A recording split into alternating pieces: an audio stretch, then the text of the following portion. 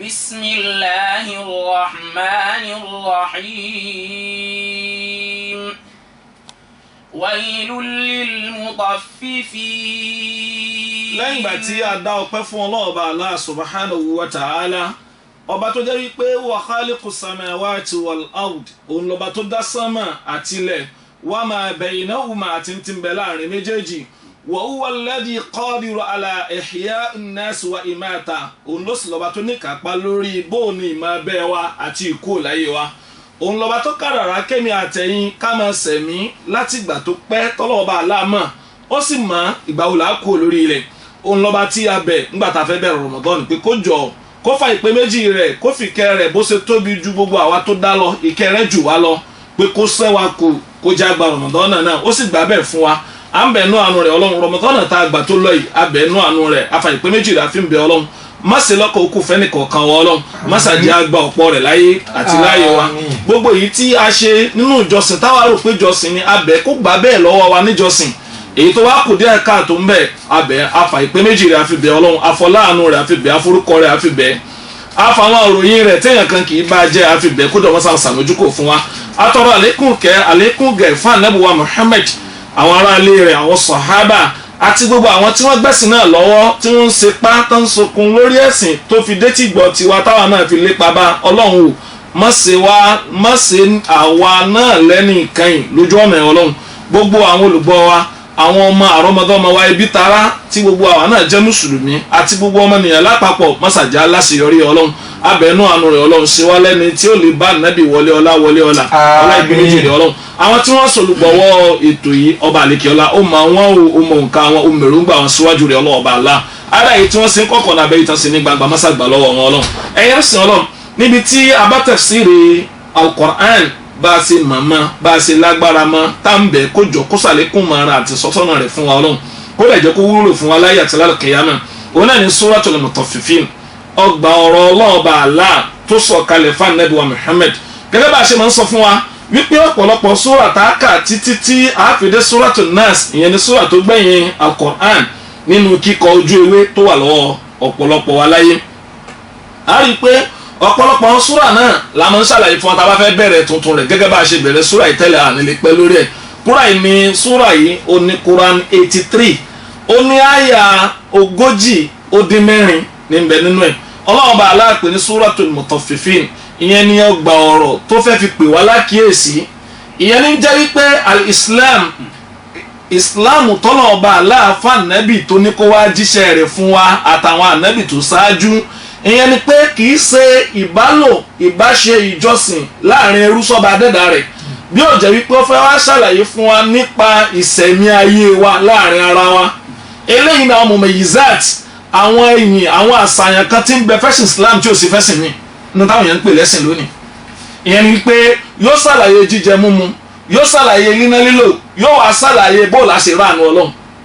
ìyẹn ni pé èyí tá a fi sin ọba adẹ́dà yàtọ̀ sí irun, a máa fi ìbálò ìbáṣe, a máa fi ń jọ́sìn fọba tó dá wa.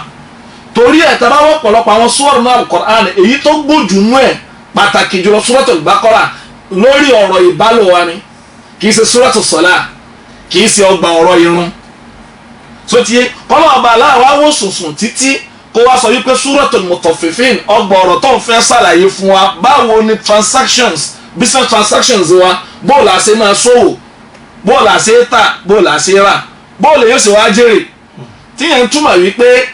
àjẹpẹ́sì Islam yìí ẹ̀sìn kan ni tó wá ṣètò sẹ́ni ayé wa tá a bá lè gbà bẹ́ẹ̀, ibẹ̀ làṣeyọrí ọmọnìyàn wà. torí wípé àfẹ́ rí wípé ó wá sọ pé Suratu Sawm, torí pé ó mọ̀ pé ń tọ́lọ̀ ọba Allah nídìí lọ́wọ́ wa, tí yóò bá ti ṣiṣẹ́ àwọn ẹ̀ka yòókù lè ṣiṣẹ́. Suratul Mutaffifin ọgbà ọ̀rọ̀ tó fẹ́ pe ọmọ ènìyàn lákèésí àwọn tàná àwa tòní nígbà tá a bá tún sí láyé mọ́ tá a máa lò, nípa wípé bóòlù á ṣe tà, bóòlù á ṣe rà, bóòlù yẹn ṣe máa jèrè lórí àdáwọlé ẹni, lórí olùṣòwò. a ṣàlàyé fún ọjọ́ tá a fẹ́ bẹ̀rẹ̀ súrà yìí pọ̀. ìyẹn ni pé ń tọ́ka lórí pé Ànábì wa Muhammad ẹni tọ́lọ̀ ń fún níṣẹ́ ìgbẹ̀yìn sọ́mọnìyàn, gbogbo ń tá máa ń pè lórí ẹ̀ka ìgbésí ayé ọmọnìyàn gbogbo ẹ̀ l'Ànábì gbàgbẹ́ kọjá. tó bá fẹ́ sọ pé baálé ilé ni ọba lẹ́ni tó ga jù lápèjúwe tó ga lórí ìṣètò inú ilé, tó bá fẹ́ wò ó tọ́tún rò yìí pé ara o àbáṣáájú akọgun ni ọ padà wá rí i pé bátọ̀lù ni ìyẹn ni pé akínni níwájú kásòdodo kásì gbọ́rọ̀ ọlọ́ọ̀bà adẹ́dà kámúdé gbogbo tọ́lọ́ọ̀bà aláàfẹ́ ẹlẹ́kẹta lórí ẹ̀ tọ́ba wá fẹ́ pè wípé aṣáájú àwùjọ ọ wàá bá wípé kò ní sàpèjúwe tí ó ga jù lọ tó máa wá látara pé bóòlù àṣẹ ń darí àwùjọ níbi tí oníranran ẹ̀yà oníranran èdè tí wọ́n kójọ sí ọba aláṣáájú ń bẹ̀ tó bá tún wá wọ̀ ìkẹ́ àtọ̀lọ́lọ́ kó máa bá a tọ́ wá fẹ́ràn mọ̀ wípé ó dá nípa kátàkárà ọ wàá bá wípé àpèjúwe tó ga jù lọ látọ̀dọ̀ ànábì Muhammad wa tọ́lọ̀ ọba rẹ̀ tó fi sọ pé wa innaka la'ala khuluqin azim. bẹ́ẹ̀ ó dá nípa lò jùlọ kò sẹ́ni dáa tó ẹ lórílẹ̀ ayé ẹnìkan ò dá sáájú rẹ̀ ó wá torí kò sí ní tójú ó fi dá kúlùkù al-Qur'an torí pé ìwà tọ́lọ̀ ń fún un náà al-Qur'an yìí lọ́lọ́ fẹ́ sàlàyé fún wa èmi àti yín bóòlù àṣẹ ṣàṣeyọrí bóòlù àṣẹ sòwò àṣejèrè Ọlọ́run wa sọ gbọ̀ọ̀rọ̀ odidi súra tó ní àyà 140 ó ní súratul mutaffifin ó wá bẹ̀rẹ̀ pẹ̀lú wípé. wailul lil mutaffifin. wailun ẹgbẹ́ kó máa bá àwọn wo mutaffifin á rí wípé kò sí tọ́lọ̀ba aláàfẹ́ fẹ́ pèsè bí ó jẹ́ wípé ó fẹ́ kí wá ń lọ ohun tó lè kó parun báyàn ni ní kéèyàn jìnà sí ọ̀pọ̀ olùmẹ̀sìn ni wọ́n lọ pé súra ìbúnú ti sọ̀kalẹ̀ àfẹ́ padà sórí ẹ̀ àtòrò àti sọ nínú àwẹ̀ ńgbà tá a fẹ́ parí àwẹ̀ ṣòtìyẹ àmọ́ rí pé súra yìí súratu mẹ́kíyà ni torí kíni kódà bó jẹ́ pé àfáwà Ibn Kathir sọ pé súratu mẹ́dàníyà á sọ pé àwọn nìkan kan sọ àfáwà Shawkani àfáwà Qurtubi ṣòtìyẹ ọ̀pọ̀lọpọ̀ wọn náà lọ́lọ́rọ̀ tó pọ̀ lórí ẹ̀ wọn ò sì lè gbọ̀rọ̀ kan bí ó jẹ́ wípé wọ́n gbà lọ́wọ́ àwọn sọ̀hábà ṣòtìyẹ wọ́n gbà lọ́wọ́ àwọn tábìrin àwọn tájí ọmọ kí àwọn sọ̀hábà wọ́n jó yíwa pé súra yẹn fara jọ súratu mẹ́dàníyà náà mọ́ súratu mẹ́kíyà ni min awakhiru súratu nuzulan fi Makkah nínú àwọn súrà tó sọ̀kalẹ̀ gbẹ̀yìn kánábí o tó kó Mẹ́kà ni àwa nítorí kílà àwọn náà fi fara mọ́ pé Mẹ́kíyà ni onítorí wípé jullatun min ahli Makkah ọ̀pọ̀ náà ará Mẹ́kà olùsòwò ni wọ́n sọtìyẹ olùsòwò ni wọ́n ibẹ̀ láti rí hadith àfáàwà Musa ọmọ Ash'ari níbòdé Mẹ̀dínà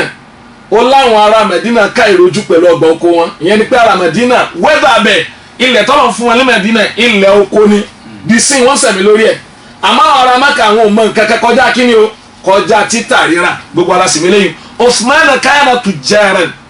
gẹ́gẹ́ bá a sẹ́mi pé Usman ọmọ Affan kana tajiran jazakumullahu khairan tajiran olùsowó ni tujjaru sì pọ̀ nínú àwọn olùsowó Mẹ́kà nínú ọ̀là Abubakar wa lójú sọ pé tujjar lọ́pọ̀lọpọ̀ àwọn ará Mẹ́kà so ajẹ́ pé kíní yìí bá wọn mu ó wá gbé wọn ìyẹn pé gbàrà tí súrà yóò gbé wọn tọ́lọ̀ ọba àlá tí ó ní kí wọ́n ṣe hijira wá sí Mẹ̀dínà ọ̀pọ̀lọpọ̀ wọn ní Mẹ̀dínà náà wọn ò mọ bá ṣe ń ṣòwò wọ́n ń ṣòwò léyìí tí ò bá òfin ọba adẹ́dà wa mu tẹ̀bá wọ̀ ọ̀chẹ̀ ń tọ́pọ̀lọpọ̀ mọ́ ń sọ fún wa pé gbogbo nǹkan lọ̀pọ̀lọpọ̀ mọ́ ń gbà mo lè kírun mo lè gbààwẹ̀ mo lè yọ zaka mo lè ṣe gbá zaka tẹ yọ zaka kúrò mbẹ ohun táwọn èèyàn ń fi gbogbo ara fẹ́ gbà ní wípé kó jẹ́ wípé èèyàn kan ó dá sí bí ìṣe náwó mi bí ìṣe ṣòwò ara ohun tó bá wù mí mo lè ta ohun tó bá wù mí mo lè rà kì í ṣe mùsùlùmí o so à ń bọ̀ mbẹ ìyẹn ni pé nígbà tánábì dé Mẹ̀dínà ọ̀pọ̀lọpọ̀ àwọn ará Mẹ̀dínà wọ́n jẹ́ni tó máa ń ṣàbòsí nípa ìṣòwò títà rírà àmọ́ nígbà tí sura yìí sọ̀kalẹ̀ fahasanu alkaila ba'da dhalik òṣùwọ̀n tí wọ́n wá ń fi wọn ọjà ń gbà yẹn wọ́n tún ṣe àwọn rò pé wọ́n máa ń rò gbàǹgbàgbà ńgbà ní wailul lil mutaffifin ẹgbẹ́ kó máa bá wọn tá máa ń ṣàdínkù tá máa ṣe jàǹbá níbi títà ríra wọn ó wá ní alladhina idha iktalu ala an-nasi yastawfun. alladhina àwọn àwọn ní tọ́lọ̀ ọba àlá ń sọ bẹ́ẹ̀ fún wa tá a bá rò pé gbé tàlìkìámẹ̀ ní tàlìkìámẹ̀ kọ́ o èèyàn ó pòfo èrè láyé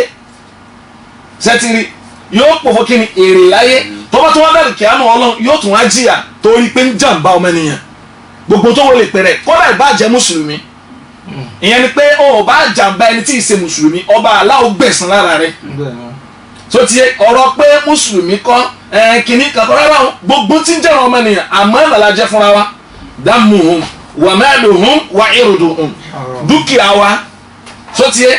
ẹ̀mí wa ẹ̀jẹ̀ wa ìwọ ni ọmọlúwàbí wa agbọ́dọ̀ kọjá àlà lórí ẹ̀ ó wá ní alladhina àwọn tó ṣe pé izaqtalu ala nnas ìdàkítàlù minan nas táwọn bá fẹ́ wọ́n lọ́dọ̀ èèyàn wọ́n fẹ́ lo kílò gbogbo aláwọ̀ tẹ́ pè ní kilogram tó ti yẹ ajẹ́pẹ́ àwọn kan máa ń ṣòwò pẹ̀lú kílò tó pé gram ni wọ́n ń dìlì pẹ̀lú ẹ̀ àwọn kan máa ń lò pẹ̀lú kíni pẹ̀lú àwọn tons làwọn máa torí pé ẹrù tí wọ́n ń tà pọ̀ lójú ó sọ pé ìdàkítàlù minan-nas táwọn bá fẹ́ wọ́n táwọn bá fẹ́ rajà lọ́dọ̀ àwọn èèyàn yastawfun wọ́n máa wá kí wọ́n pé òṣùwọ̀n fáwọn kò sẹ́ni tí ó gbà kódà la máa fi sọ fáwọn tí wọ́n ń ṣòwò ní gbogbo àyíká yìí láyé lónìí sotie wọ́n máa fẹ́ káwọn ohun ọjà lọ́wọ́ aró oko fúnra ara wọn àmọ́ wọn ò lè gbà kálá lé wọ̀n fún wa wáyé kó dáná ká sọ òdodo yẹn fúnra wa ó ṣe jẹ́ pé wọ́n máa ń pè kán ní fún ọmú kó àbíbò náà ṣe é sọ́fúnra rí ọwọ́ kọ́ àyà gan sotie wọ́n fẹ́ gbé pẹ́rẹ́gì ohun tí wọ́n kó yóò tó ìlọ́po mẹ́ta tí ń bẹnu kóńgò tí wọ́n kó mọ̀ torí kíni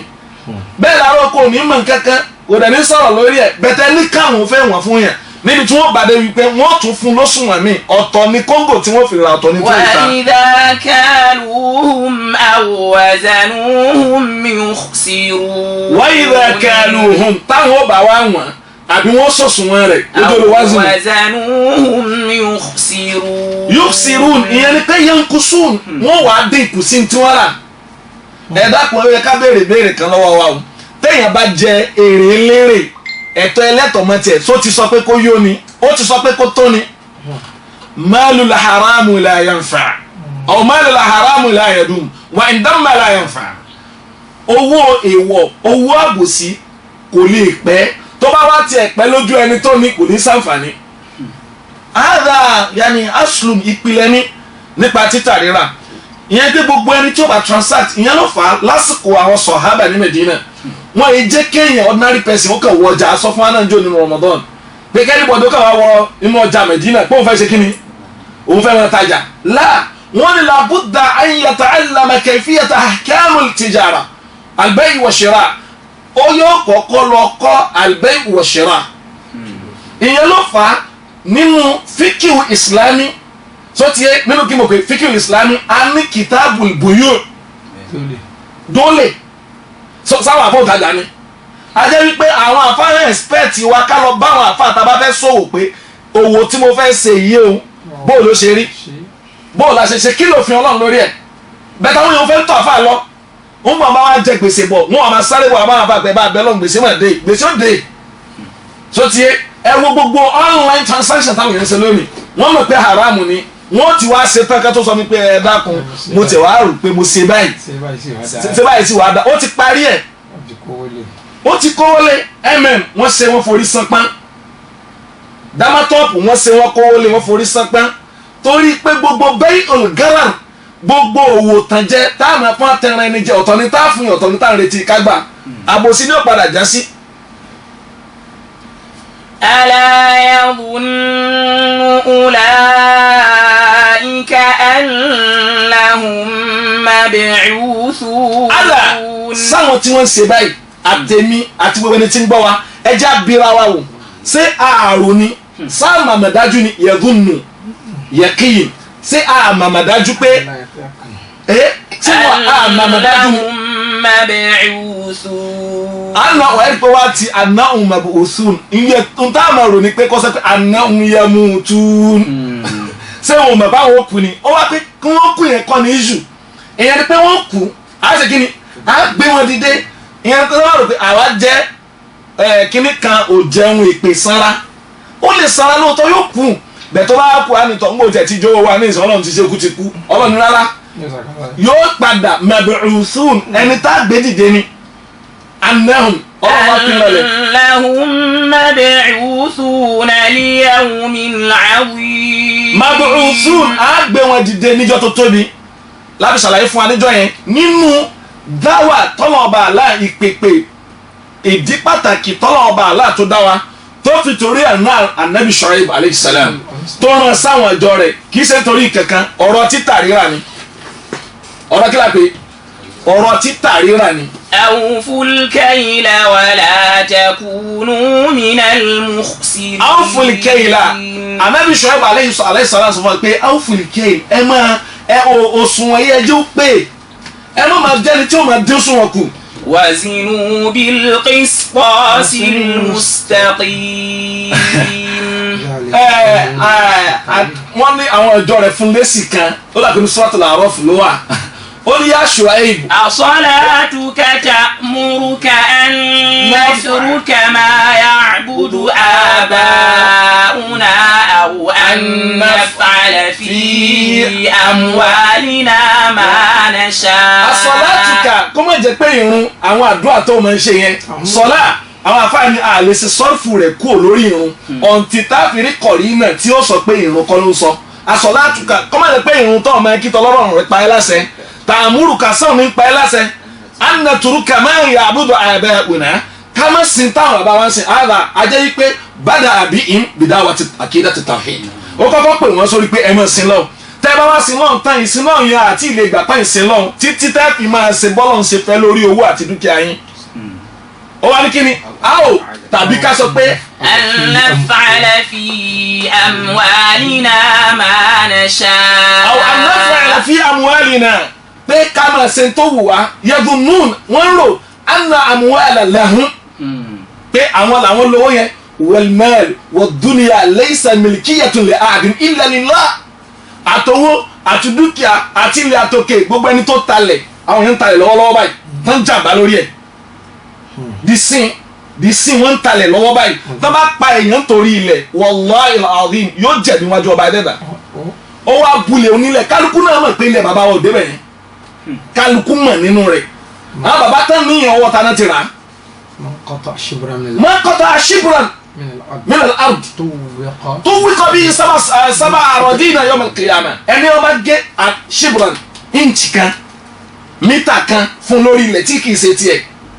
wọ́n ti bọ́lẹ̀ ilẹ̀ keje ní òwòlẹ̀ lọ wọ́n gbélé lórí jẹ́ yẹn látara kákàdé ó sún wọn kù àwọn èèyàn wọn ni ilẹ̀ wa tó dé ní alẹ̀ kò gbá ìyẹn sẹ́nu alẹ̀ kò gbalẹ̀. gbogbo tá a bá wọn láyé. gbogbo tá a bá wọn tó bá jẹ́ pé a fi measurement sí àfi ká mójútó ìyẹn lànàbí Ṣuaibu fi sọ fún wa pé sáwọn máa sọ pé ọlọ́run rẹ ká má ṣe lórí ta tí a ní ta ló ní ẹni ta ló ní dúkìá wo ló ní dúkìá ta ló ní. Naam. يوم يقوم الناس لرب العالمين. yawma yaqumu nnas a gbọ́dọ̀ bẹ̀rù níjọ́ tá a dìde yaqumu nnas a jẹ́ pé gbogbo tí ń jẹ́ àwọn ọmọ ènìyàn wal jinn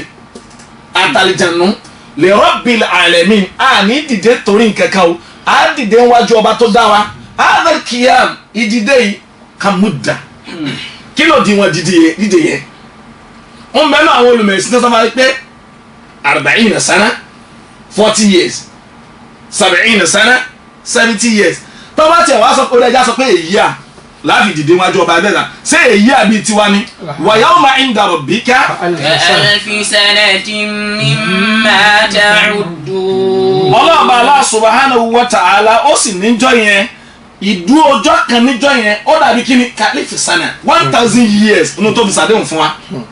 so tó bá yẹ pé yìí ó kàn wá dúró náà wájà ṣèbí dúró náà ni ìdú èyí sún yẹn àádùn àfaramọ́ ìdúró yẹn kì í ṣe ordinary ìdúró lásán torí pé ìdúró tó lágbára ni àyàkùn láṣẹ ìdúró yẹn lágbára kọjá kárọ̀pá dùn lásán ìyẹn máa ń dúró de training ìyẹn máa ń dúró de aeroplane ìyẹn máa ń dúró de pé ń dúró de gbàkigbà tó bá dé ń dúró kì í ṣe irú ìdúró ọjọ́ yẹn torí pé ìdúró yẹn kama akhraja imam ahmed al-Miqdadi yaani ibn al-Aswad al-Kindi qala sami'tu rasulallahi sallallahu alayhi wa sallam Aswad Miqdad ọmọ Aswad ni mo gbọ́ tó jíṣẹ́ Allah sọ wípé tó bá dijọ́ al-qiyama kana yawm al-qiyama udniyati shamsu min al-ibad wọ́n sun oòrùn wá bá ọmọ ènìyàn wọ́n ṣe kí ni wọ́n sun oòrùn wálẹ̀ wá bá wa yóò wá dà gẹ́gẹ́ bí mẹ́ẹ̀lì kan sí mẹ́ẹ̀lì méjì èyí tá à ń sọ fún wa gbogbo alóye dáadáa kò mọ́ ń sọ fáwọn èèyàn téèyàn bá débi ẹ̀rù kì í bà á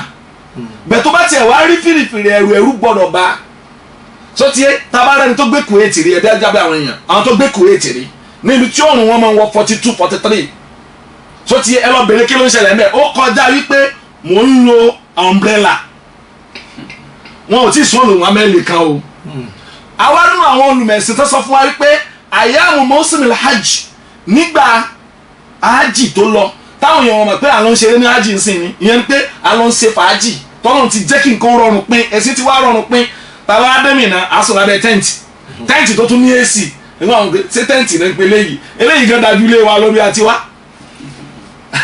so bet àwọn tó bá lọ nígbà tí tẹ́ǹtì ọ̀tún tì rí bẹ́ẹ̀ so tiẹ̀ ẹ wàá rí wípé àwọn èèyàn tó bá dijọ́ yawm nahar níjọ́ tí wọ́n gun nàbí tí mo lọ gẹ́gẹ́ nìyẹn o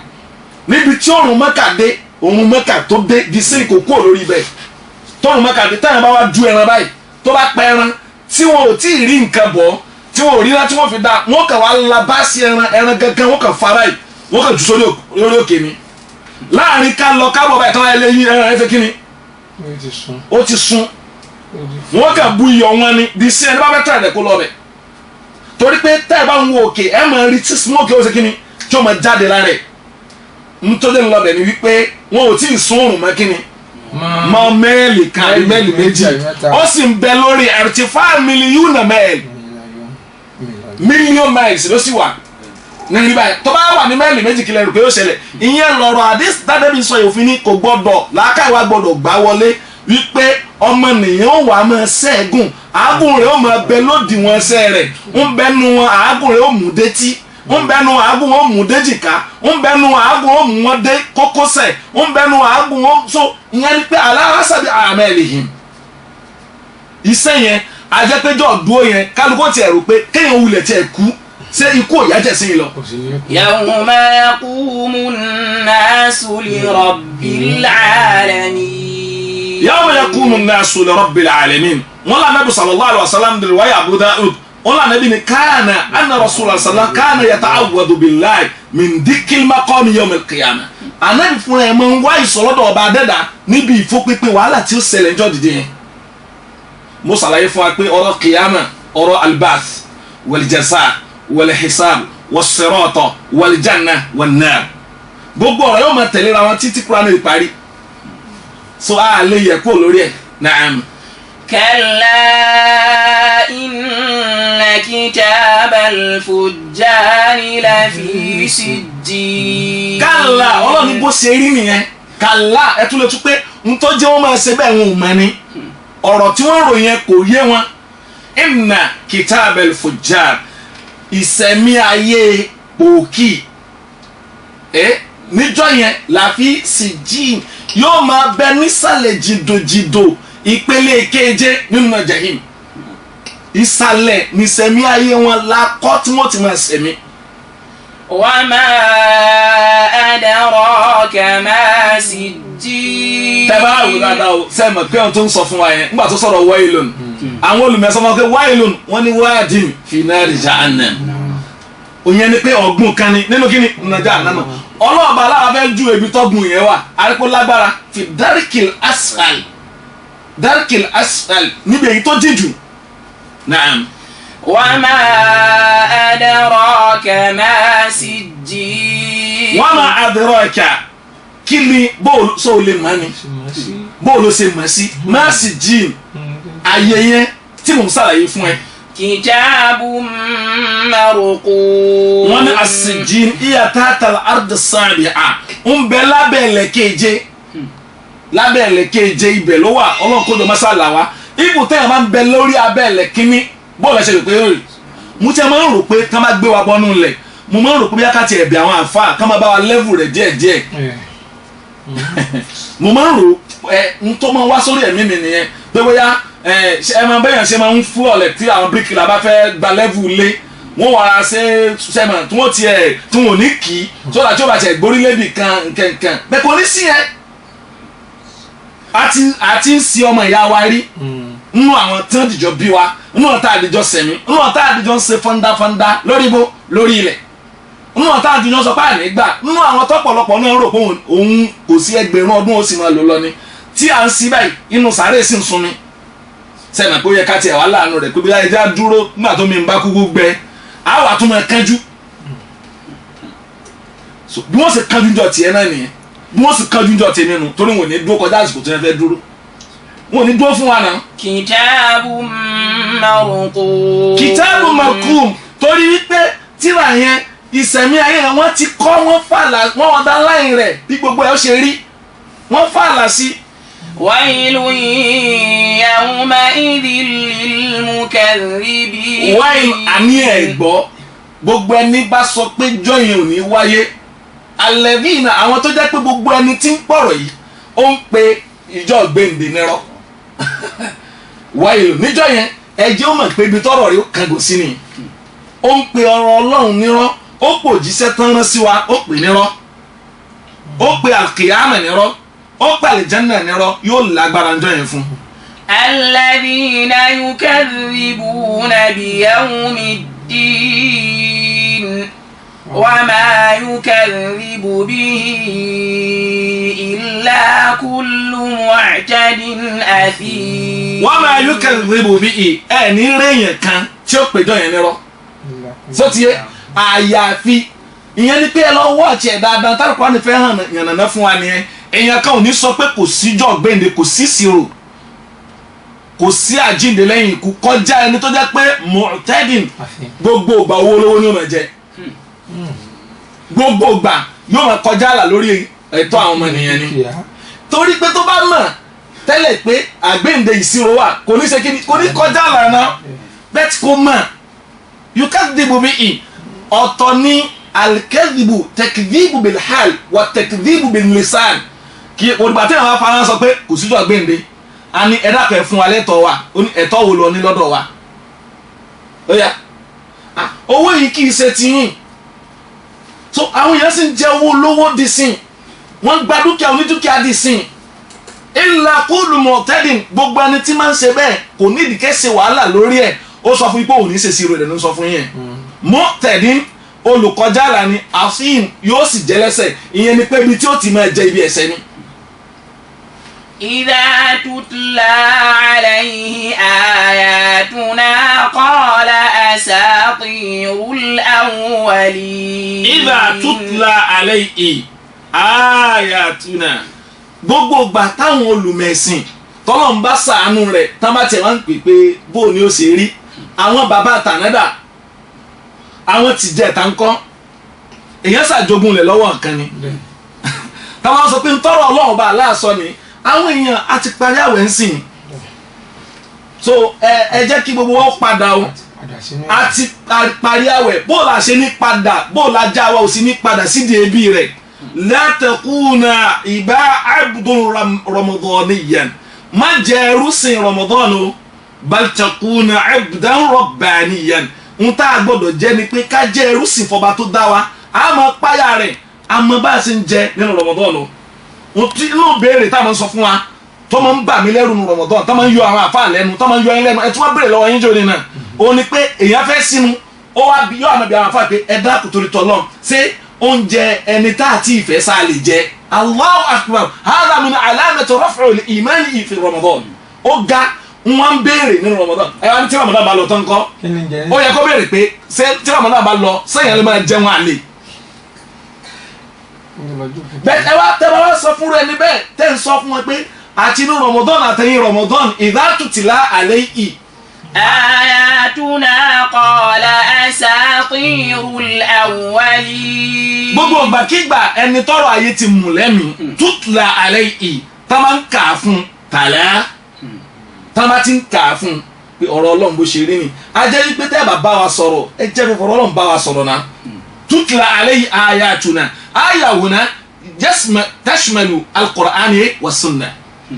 torí aya tó sọmọ yẹn yóò máa kó alqur'an ìyẹn ni kí wọ́n fọ̀rọ̀ Ọlọ́run àbí àlàyé lórí ahọ́n Ànábì wa Muhammad tamakọ̀ pé Ànábì sọ pé àwọn èèyàn tí a fẹ́ ń gbọ́ súnà pé súnà sọ báyìí ó ní ṣèbí súnà ni ẹ ti gàdẹ èèyàn fọwọ́ òsì jẹun ọwọ́ òsì wọ́n fi ń jẹun ẹ wá sọ fún kí ẹ má fọwọ́ òsì jẹun ẹ ti gàdẹ àbí èèyàn tí a ń sọ pé ibi tá ẹ ti òwò yìí ò dáa àwọn afọ olùmẹ̀sán máa sọ fún wa àwọn àfa sọ̀rọ̀ tó pọ̀ fún wa ẹ wo transactions táwọn èèyàn máa ń ṣe àwọn èèyàn dì sí wọ́n yáwó lọ́wọ́ MTN wọ́n yáwó lọ́wọ́ Glo táwọn olùmẹ̀sán lè sọ pé ẹ wá o ẹ má jẹ nínú ìrújú o tó bá lọ bọ́rọ̀ owó lọ́wọ́ Glo tó bọ́rọ̀ owó lọ́wọ́ MTN kò gbọ́dọ̀ gbèlé lórí ẹ̀ náà àwọn olùmẹ̀sán sọ̀rọ̀ lórí àwọn èèyàn kù ńlá ẹ wò ó ṣe wàhálà yẹn tẹ̀ pọ̀ tẹ̀ bá tí wọ́n sọ fún pé Ànábì sọ pé قال أساطير الأولين. kò sí yàtọ̀ láàrin ẹni yẹn àtẹnitán kọ̀rọ̀ ọlọ́run fún sotiye asatirul awwalin tí ó máa sọ ni pé ìtàn àwọn ẹni ìṣáájú lẹ́ ń sọ fún wa yẹn ìtàn àwọn ẹni ìṣáájú ni ìyẹn ni pé gbọ́dọ̀ táwọn yẹn ń sọ lẹ́ni wọn ò ṣẹ̀ṣẹ̀ máa sọ wọ́n ti ń sọ tipẹ́ látọjú kíni látọjú ayé ànábì sallallahu kánábì ò tó dé wa qalu asatirul awwalin iktatabaha fàyíyà túmùlà alayhi bukratan wa asila qalu àwọn tàná náà sọ bẹ́ẹ̀ wọ́n sọ tí kò fi kàn mọ́ ni pé àwọn àmọ́ sọ pé bówó wa ọlọ́pàá bá ṣe ṣe ní irú ẹ̀yin ara john wo lẹ́ ń bá ara yín kiri tẹ bá aráwọ̀ yẹn tán transact lórí àlàálì wallahi alazim n táwọn yóò sọ fún mi pé ara john lélẹ́yìí tó lóun àwọn eléyìí ò tiẹ̀ ó dàbí sẹ́ńtúrì tiwọn ti ṣáájú ó ti lọ torí pé wọ́n rò pé èèyàn owó lè lé sí yàn lọ́wọ́ tí ó wàá pè yàn pé ẹ wá owó yín lé sí mi lọ́wọ́ owó yín ó lé sí mi lọ́wọ́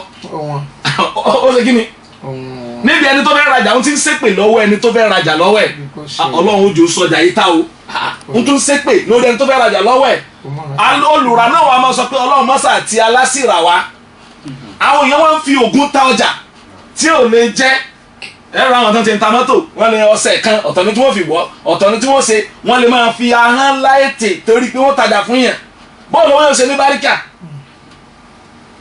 ọlọ́run ní tí o ti bá wí fún náà lójú. عليه آياتنا قال أساطير الأولين. tọ́ bá ti kà á fún wọn tọ́ bá ti ń sọ fún wa yìí n tó máa gorí ẹ̀mí aláìnígbàgbọ́ ni wípé ìtàn àwọn ẹni ìṣáájú ni eléyìí ò bá sì kò í mú o lẹ́nu wọn lọ́hùn mọ́ sọ̀rọ̀ wa bẹ́ẹ̀ o ó bá òní mu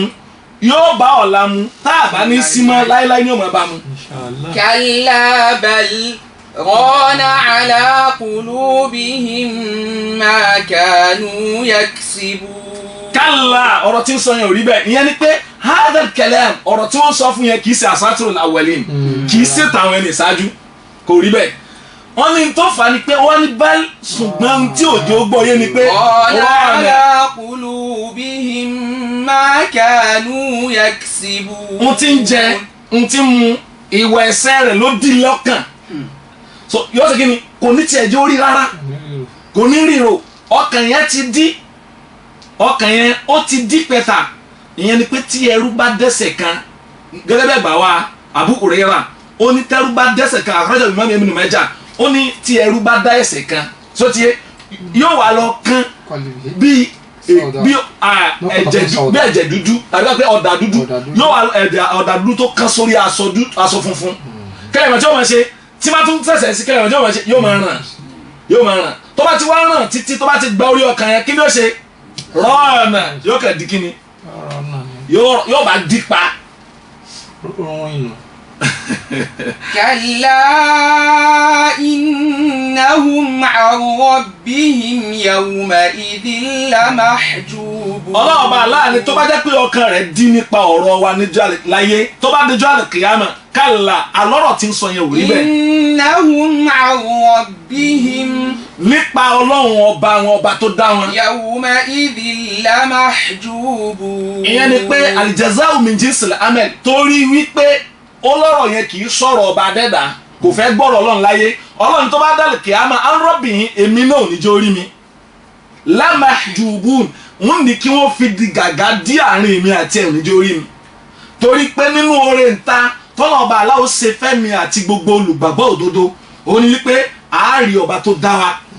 kalaylatil badri la tudammuna ala ru'yati aw kama qala tó jẹ́ pé gàgá kan ò ní sí àárí ọba tó dá wa kàn ní dira wọn lójú. ru'yatullah fil qiyamah haqqun ń tá a gbọ́dọ̀ gbà tí ó dá wa lójú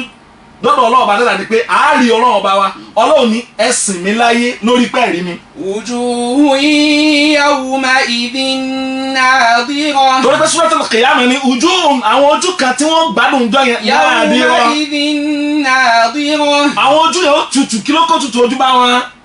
ila rabbiha nadhira. ila rabbiha nadhira ntí ojú wọn tutù ni pé wọ́n máa wo ọlọ́run ọba wọn. nadhira. wọ́n máa wò báyìí ìyẹn ni pé a rí ọba tó dá wa má wàhálà kó fẹ́ rọ́lọ́n anabi musa alayhi salam tó ló fẹ́ rọ́lọ́n ò lè rí má ò lè rọ́lọ́n láyé láǹtara ni ò lè rí mi a jẹ́ pé inú ẹ̀bùn tọ́lọ̀ ó fún wa lẹ́gbàá tá a bá wà àlìjánnà tán tọ́lọ̀ ọba aláàánú wípé lilladhina ahsanul husna wa ziyada. lilladhina ahsanul husna wa ziyada yóò máa bẹ fáwọn tó bá ṣe dáadáa máa jẹ́ tiwọn wa ziyada àti èlé tá a fún wọn ńgbà bá wà àlìjánnà tán ọlọ́ọ̀ba lóòótọ́ wa bá wa pé ṣé mo ti pẹ́ àdéhùn mi àbí ń pé ó ti pé ó ti ló mú àwọ̀ sáré jẹun tẹ̀ ti mú àwọ̀ alam tubayyidu wujuhana alam tudkhilana aljanna ó ti mú àwọn aljanna ojú wa ti funfun ọkàn wa ti balẹ̀. wala tarhaqu wujuhum qatarun wala dhillah. gbogbo wàhálà tó dé báwọn èèyàn lónìí ó kàn wá. ulaika ashabul janna. àwọn ọmọ àlìjánà ńgbà tá a bá wọ̀ tán lónìí rárá mo ṣàdéhùn fún yín pé ẹ rí mi torí pé ẹ rí mi láyé ẹ sì gbà mí gbọ́ ẹ̀san tẹ́mi náà sàn jẹ́ rí mi àmẹ́ni tí ó gbọ̀rọ̀ mi láyé ò ní rí mi. innahum an rabbihim yawma'idhin lamahjubun. Naam. thumma innahum lasalul jahim. nígbà tí wọn bá wá rọ́lọ́run ọba wọn gbogbo tí ń jẹ́ ìkẹ́ ni wọ́n ti hàn náà wọn yẹn wọ́n bá ti wá hàn náà wọn níkẹ́ wọn ò ní rí sípẹ̀ gbélé pé ó ra àná ọba dẹ́dà ọlọ́run ní summa tó bá wá pẹ́ díẹ̀ àwọn táwọn sọ yìí lasalul jahim ọlọ́run wa ni ó yá ńgbà tí ǹjẹ́ rí mi ẹ máa wọnú náà lọ báyìí. thumma yuqalu hadha alladhi kuntum bihi tukadhibun. ọlọ́run bá aláwọ̀ a máa sọ fún wọn pé summa yuqalu lahum wọ́n máa sọ pé ó yá ẹ wò ó ní ìsìn hadha alladhi kuntum bihi tukadhibun. ohun tẹ́ ẹ sọ pé ò sí láyé ni o ohun tẹ́ ẹ ní ò ní ṣẹlẹ̀ ló ṣẹlẹ̀ ọlọ́run má ṣe wá ládọ́run mòótọ́ má ṣe wá ládọ́run mòótọ́ torí pé òótọ́ yìí mo tiẹ̀ máa ń rò pé ṣé ó ní ìdí kẹ́yìn máa ṣe ìméjì lórí ẹ̀ àwọn tó bí wa ń bẹnu wọn tí ò sí mọ́ so àmọ́ bẹ́ẹ̀ náà ni pé ọlọ́run ìdí náà sọ̀rọ̀ fẹsẹ̀ wá rìn lẹ̀ ẹ má jẹ́ ajé yòròyòrò ayé yìí kó gbàgbé bá wa ẹ wo bọ́kàn wa ṣe balẹ̀ ní Ramadan ẹ wo ọkàn wa ṣe balẹ̀ so ní táàdé ṣiṣẹ́ ọba aláàrẹ̀ ń tó wa bẹ̀tí ń sìn àwọn èèyàn ò pàkà gbìgbìgbì tó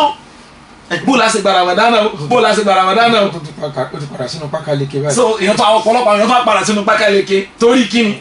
ọba tá a bẹ̀ tó gbọ́ bùkátà wa nù Ramadan sáárò pé ò ní gbọ́ bùkátà wa ni ó yẹ ká ní gbìyànlé nú ẹ̀ bẹ́ẹ̀ nù ọba tá a bá rí tó bá ti já láàrin ó sàn jà ráàmù tó pọ̀ lọ.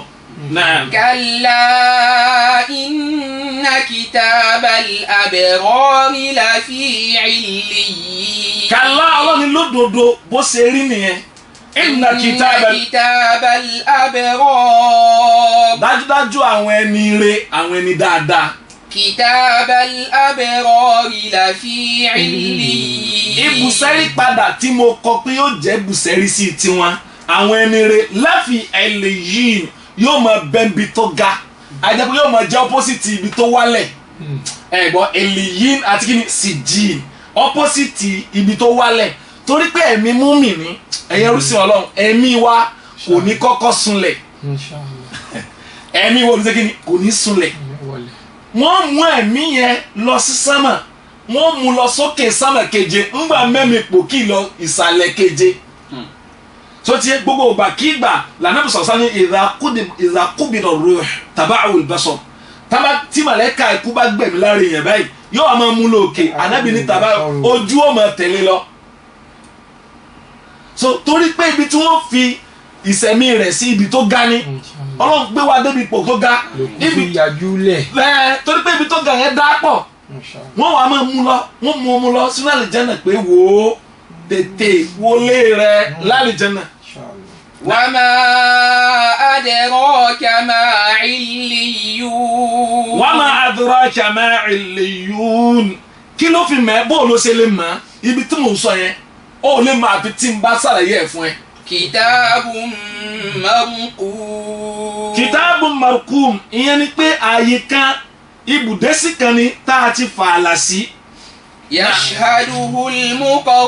muqarrabun. yashhaduhul muqarrabun kódà àwọn tí wọ́n jẹ́rìí rẹ̀ ìyẹn ni pé àwọn màláíkà ó jẹ́rìí pé ẹ̀mí ẹni rẹ̀ ni ẹ̀mí ta ni ẹni rẹ̀ ni al-muqarrabun wa humul màláíkà ó làwọn màláíkà yashhaduhu min kulli sama'in gbogbo gbàkígbà tó bá ti mẹ́mí kan kọjá tó jẹ́ mi re láti sánmà kan lọ sí sánmà kan ni wọn màláìka sánmà mọ̀ sọ pé marhaban bi nafsi tayyib aw bi ruhi tayyib máa rọra máa wọlé ẹ̀mí dáadáa. Innal abrara lafi na'im. torí pé kí lọ́rọ̀ wọn fi ré bẹ́ẹ̀ innal abrara ó ń dájú gbogbo àwọn ẹni rẹ̀ Lafi na'im. láfi na'im láyé wọ́n bẹ nù ìdẹ̀ra ìfàyàbalẹ̀ ni wọ́n bẹ so tó bá ti jọ́ ìkíyàmà kí ni wọ́n máa bẹ fún ẹ la khawfun alayhim Wala hum yahzanun. wọn ò lè banújẹ́ náà torí pé inú dẹ̀ra ló wà ọkàn ẹ̀ balẹ̀ pé ó pàdé ọba tó dáhùn ọkàn ẹ̀ balẹ̀ pé wọ́n ṣèṣì rò ó dẹ̀ ti chẹ́kì iṣẹ́ rẹ̀ ó mójútó. Ala al-ara'iki yanzurun. ìyẹn pé nàìmù yẹn nàìmù mukim kullu nàìmù dunya zahilun gbogbo dẹ̀ra tẹ́ ẹ̀ máa ń bẹ lórí ẹ̀ láyé yóò padà yẹ so ìyẹn gbọ́dọ̀ yé wa dáadáa so bí wọn ò gbé yẹn kúrò nípò ara ó kọ́ kò ní ságbára máa ti lò gbádùn yẹn adé pé kì í ṣe gbádùn nàìmù yẹn nàìmù mukim abadan ìdẹ̀ra tí ó máa bẹ gbére pẹ̀lú èèyàn ọlọ́ọ̀bà aláàánú láfi nàìmù wọ́n máa bẹ́nu dẹ̀ra níjọ́ kìyàmà. Ala al-ara'iki yanzurun. ala al-ara'iki ala sururin wọ́n máa bẹ́ ń bi lórí àga tàgbàntara àgbàntara tẹ́lẹ̀ tẹ́lẹ̀ lágbàntara ìyẹn ni pé rest chair àga kẹ́hìn tó bá fẹ́ sùn lórí bẹ́ẹ̀ tí ọ̀ká rest lórí ẹ̀. Ta'rifu fi wujuhihim. yanzurun ìyẹn ni pé kì í ṣe pé wọ́n kàn jòkó bẹ́ẹ̀ o yanzurun wọ́n wà máa wòye sọ́lá ọba adẹ́dà ìyẹn ni pé wọ́n wòran wọ́n ṣe kí ni wọ́n wòran jọ yẹn á fún ọ láàyè pé ẹ wọ láì lọ sẹ́yìn mọ̀ pé kẹ́yìn tó máa gbanú tá máa fẹ́ dáyàn lọ́lá tán ibi tẹ́ ti mọ bóòlù tẹ́ẹ̀lì tẹ́ ẹ lọ ṣe rí nígbà tí wọ́n bá kọ́ wọ reception ẹ kọ́ rò pé mo sọ fún yín náà ọjọ́ tí mo la dé Abu Dhabi wọ́n ṣàbòsí fún wa ni o I believe in it because any airline tẹ́ bá ti lo anything up to more than 6 hours wọ́n bọ̀rọ̀ gbé lọ sọ́tẹ̀lì because ẹ ti wà under stress bẹ́ẹ̀ dáhùn pé gbọ̀dọ̀kú àwọn ẹgbẹ́ ìgbà fún káwọn èèyàn lọ òkùnkùn máa bí ṣe ń lọ ẹ̀ sì lẹ́ni tẹ́ sọ fún wọ́n wá dà wá sí etí wọ́n á gbé wa nínú airport wọ́n wá dà wá sẹ́gbẹ̀ẹ́ bì kan mo wá rò pé ẹ dákun ẹ̀mọ̀kẹ́lẹ́ mi mẹ̀kúnnù ọlọ́run mo wá rò pé tábà tẹ̀ wá kó wa lòtẹ́ẹ̀lì sọ́tẹ̀lì ó dájú bí tá a wà yín náà lọ ni. so àwọn èèyàn kan ní ẹ̀gbọ́n tó bá rí pé airport ló bá rí báyìí bóun nínú ìlú ó ṣe rí. Subhanallah. ìyẹn ni pé yanzurun àwọn èèyàn máa wọ ọlọ́ọ̀bá dẹ́dà pé sẹ́mi èèyàn máa wò pé ẹ̀wò kò ní ìdíkẹ́ gbé nǹkan kan wá ẹ̀ka sáà tẹ̀ jájò ká máa wò rẹ báyìí ẹ̀dá kà mọ̀ káàkà mọ̀ owó tí lọ wọ́n ní ẹ̀ ṣe ká sáàbù yẹn ẹ̀ mọ̀ ti sáàbù wa nǹkan àkọ́kọ́ ń rí iná tẹ́ wa lọ́rùn yanzurun ọlọ́mọṣà fi wá síbẹ̀ ṣé wá lẹ́ni tí ìgbádùn rírí ó ti tẹ́ lọ́rùn jù gbádùn jíjẹ múmu lọ. Ta'rifu fi wujuhihim nadratan na'im. ẹ̀wọ̀ ọba dẹ́dà wọ́n ń pe ànábì bíbà pé òun nìkan ni wọ́n ta'rifu ọmọ mà fi wujuhihim yẹn tó bá ń wojú wọn ìyẹn pé adẹ́pà ànábì ọmọ observe wa but you people are you comfortable ṣe ẹ sì wà pa ṣe ẹ wà dáadáa ta'rifu fi wujuhihim ojú yìí ó ti máa mọ̀ pé ojú yìí ó dà pé wọ́n wà òkè ta'rifu fi wujuhihim ọlọ́mọ rí ọmọ mọ̀ látọ̀ nadratan na'im ìtutù gbádùn nádìrọ̀ kan wà tí ì ṣe na'im o nadratan na'im ojú kan ẹ lè rò pó tutù ni bẹ́ẹ̀ tí ń bẹ́ẹ̀ ní ojú yẹn ò gbádùn tó bá gbúrò yẹ tó bá gbúrò tó gbúrò ICBC. so kò gbádùn bẹ́ẹ̀ ojú tá à ń sọ yìí nadratan na'im ìtutù ti gbádùn ni ọkàn ẹ balẹ̀ ìtutù ìdẹ̀ra òun ò sá fún yíyẹ kò sá fún ọkàn ẹ balẹ̀ ó kàn sùn fún rẹ ni nadratan na'im. kò sì sá fún kidnap. naam يسقون من رحيق مختوم ختامه مسك وفي ذلك فليتنافس المتنافسون. ní nǹkan bíi jọ́bí mélòó kan sẹ́yìn ní Ramadan asàlẹ̀ ń pa na'imul janna ìdẹ̀ra àlìjánná so àwọn anabi sallallahu alaihi wasallam kí àtọ̀lọ́ lọ́n kó máa bá tó bá ń sọ̀rọ̀ àlìjánná fún àwọn sàhábà máa ń rí pé a fẹ́ ká tètè wọ bẹ̀ ń sìn so ti yé Anas gba hadith kan wá yawm al-Uhud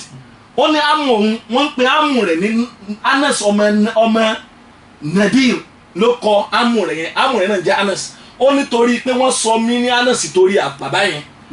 ó ní torí ó ní gbogbo ìgbà kí ìgbà tó bá ti dákọ̀ ogun Badar ó máa ń banújẹ́ pé n sì wá rórí rẹ̀ so ti wọ́n máa ń lérí ọlọ́run tí ọlọ́run ọba Allah bá tún lè mú ogun míì wá ọlọ́run ó rí tí ń ṣe àwọn ni àyà minal mu'minina rijalun sadaqu ní tí mo fẹ́ lò ń bẹ̀ nígbà lásìkò mi fẹ́ lọ́jà lọ́bẹ̀ so ti kí mo fẹ́ sọ bẹ̀ ni pé wọ́n wá jogun ogun Badar ogun Uhud ọlọ́run ti ṣeun tó sì mọ̀ pé èèyàn máa kú ni. tó sì mọ̀ pé èèyàn máa kú ni ẹ bá gbọ́ torí nazratan nahim torí ń jọ yẹn tá nàbì Al-Qur'an ti ṣàlàyé fún wọn ó wá rò pé yes good and fine wọ́n ní wọ́n sọ fún Sa'd ọmọ Ubadah pé ó rí lónìí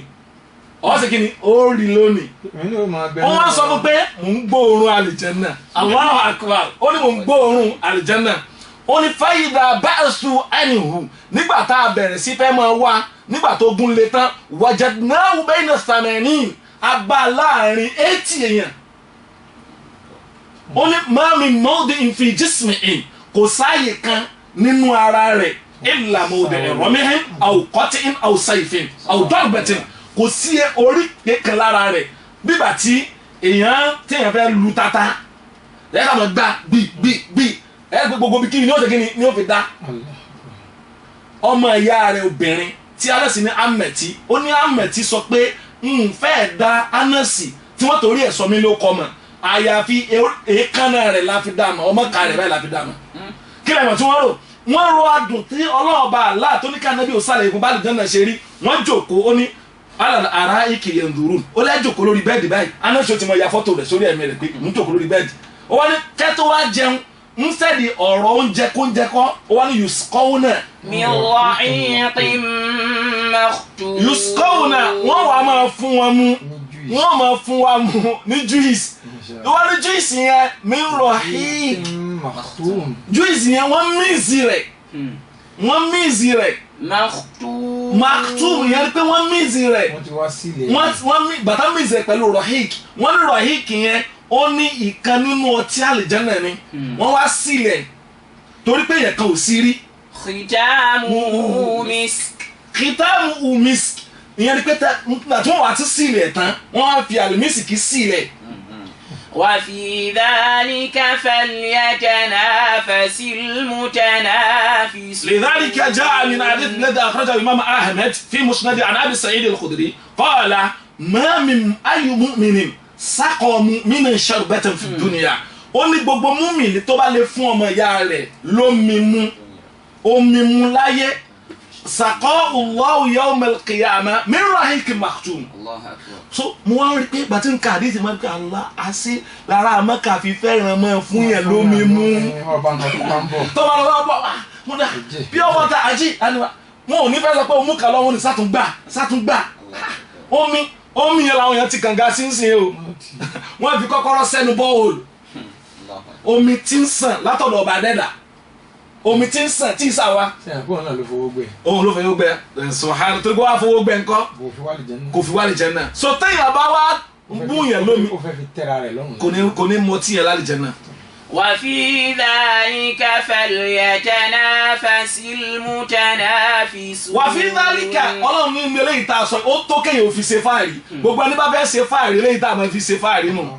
eléyìí tá a máa fi ṣe fáàrí ni ó ní limithli hadha falya'malil 'amilun. gbogbo ẹni bá fẹ́ ṣiṣẹ́ dáadáa kó jẹ́ gbogbo iṣẹ́ tí ò bá ṣe kó sí nítorí Allah kó má ṣe nítorí tayé ìtọ́ bá ṣe nítorí tayé ò lè gbà kankan lórí ẹ̀. àwọn yẹn fún wa ní palliatives bẹ́ẹ̀ mọ́ sọ pé really we want to relieve people àwọn yẹn fún wa ní palliative nínú lockdown bẹ́ẹ̀ tẹ́yàn bá lè lánìyàn dáadáa lórí ẹ̀ kódà tó bá fẹ́ jọba ló bá kó fún yẹn tó bá lè pín dáadáa pé ara ń ní àwọn èèyàn mi tó bá lè pín dáadáa torí Ọlọ́run san lẹ́san lórí ẹ̀ tí ò fi wá nǹkan pé ẹ ní láti sìn wá èmi ò rí àwọn èèyàn tán sọ fún yẹn pé tó bá fún yẹn nìkan tán ni àwọn adékáwá dúpẹ́ ni kí lẹ fẹ́ dúpẹ́ sí ọpẹ́ kíni bẹ́ẹ̀ káwọn yóò tún sọ máa pé ká kọ letter of acknowledge kíni letter of appreciation torí kíni. ó lè wá sí mí ni. no. tẹ́ ẹ̀ bá gbé lórí rédíò pé ní ìsinmi o. kò níìdì náà kò níìdì èèyàn baṣẹ́ rẹ̀ jẹ́ ni tí o bá fẹ́ baṣẹ́ rẹ̀ jẹ́ kò níìdì letter of appreciation ń tá akẹgbọ́rọ̀ mọ́ ni pé sóde ibi tí mo ní ó dé ń tá sóde bẹ́ẹ̀ kẹ́ bẹ̀rẹ̀ ẹ dákun sí àwọn èèyàn náà ni wọ́n fún tó bá bá èèyàn náà fún ẹ gbàgbé rẹ̀ وفي ذلك فليتنافس المتنافسون. gbogbo ẹni bá fẹ́ ṣiṣẹ́ olóore ibi tá ti ṣiṣẹ́ olóore nítorí ibi tá ń wá ajẹ́pẹ́ àwọn èèyàn máa ń ṣe tànáfùsù ìyẹn ni pé ìfanfà pé ń bo ọ̀ní wà lè jẹ́nà ṣáájú mi. fastabiqul khayrat. ẹ sálápá ń tètè lọ sí Ramadan ti tán àwọn tí wọ́n bùkátà jíjẹ mímu ò tán o iṣẹ́ rẹ̀ ò tán o èèyàn gbọ́dọ̀ mọ̀ Ramadan bá tán àánú ò tán àwọn brother wa sisters wa tá take care wọn ní Ramadan they were still there they still need our help. àwọn arúgbó wa ń bẹ́ẹ̀ opó ò tí ì ríṣẹ́ o wọn ò tí ì sí lockdown kalẹ̀ o ó tẹ̀ mọ́ dùn mí àwọn teacher private school subhanallah àwọn teacher private school yes àwọn teacher private school kí ni wọ́n jẹ àwọn èèyàn ronú pa wọn ìkànnì àwọn brother wa sọ fún wa tí ẹ̀rù ń bà mí tí mo ń sunkún àṣọ sínú wọ́n ní nígbà tí lockdown bẹ̀rẹ̀ àwọn dá gbogbo àwọn òṣìṣẹ́ àwọn lẹ́lẹ̀ torí pé private sector ni wọ́n ìjọba òró tí wọ́n bí pàjọba ò bá ká wa ẹ relieve wa díẹ̀díẹ̀ ẹ jẹ́ ká bẹ̀rẹ̀ ọba dẹ́dà ó ti ká kúrò kọ́nà ọ̀dà bá ká kúrò tán yányá.